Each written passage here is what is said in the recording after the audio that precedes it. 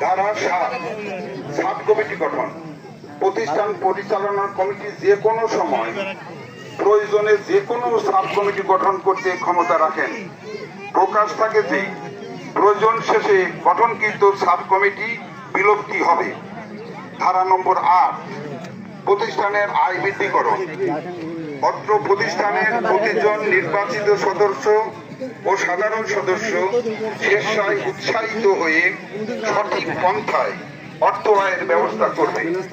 প্রকাশ থাকে যে প্রতি ঈদে নিজে ও প্রতিবেশীকে বেশি বেশি প্রতিষ্ঠানে দান করার জন্য উৎসাহিত করবেন।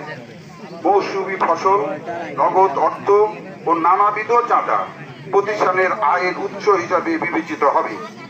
যেভাবে আয়ের আগমন ঘটুক না কেন, প্রতিটা আয় রসিদের মাধ্যমে গ্রহণ করত